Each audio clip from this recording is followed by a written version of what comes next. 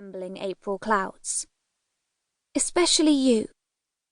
Her voice sounded thick. You've worked your guts out all these years, giving me a roof over my head and so much more, like funding my training to become a nurse at Paws and Claws. Words can't explain how much it meant to me, having this flat, your home to move into when I turned 18 and could finally get away from him. This has always been our home, even when you weren't here. Her eyes shone. Well, this is my small way of paying you back. There's no debt. I rubbed her arm and crouched down by her side.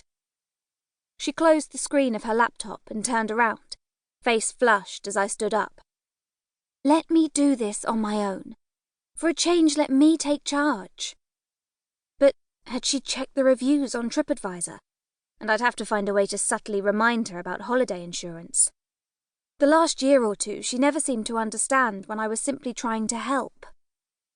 I loved Amy more than anything in the world, but she'd always be the younger sister who'd run to me when Dad had been mean, the sister who needed me. Or are you trying to sneak a peek at exactly where we're going? Her sharp tone couldn't disguise the twinkle in her eyes. There are several islands to choose from, and I've finally made a decision. Now go and make those chocolate cookies you promised, while I book this surprise. Oh, an island. Thanks for letting that slip. I chuckled. And, I might have already seen a few other clues, I said sheepishly. Like photos of a lush hotel with Roman pillars, waterbeds, an indigo ocean, white sand beaches. Something about tropical massages and aqua dancing, and all-day buffets offering pyramids of pastries and colourful seafood platters. Sarah, the details are supposed to be top secret. But I'm excited. I bent down and gave her a tight hug. Get off, she protested and pushed me away. She peered up from under her fringe. So, did it look okay? I want everything to be perfect. She curled a section of hair between her fingers. It was short, gaming, brown like mine was without the highlights. It suited her petite figure currently dressed in dungarees over a high-necked jumper. I was taller, like Dad. Her whole look shouted practical. Okay, Amy, it looked idyllic. But are you sure about this? I work in the hotel business.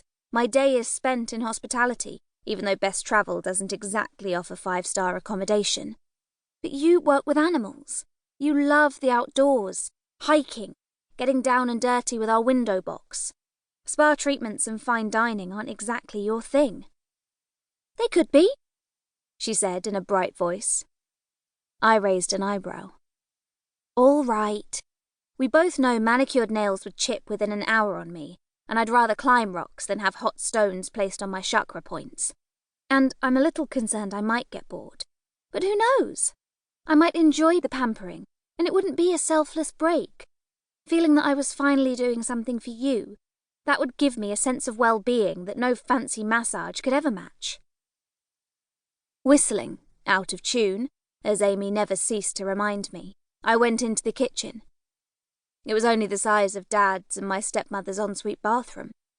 Fondly, I ran a hand over the scratched units and gazed at a couple of cracked tiles. I loved every inch of this flat because it belonged to me and Amy, and Nellie, our much-loved Burmese cat.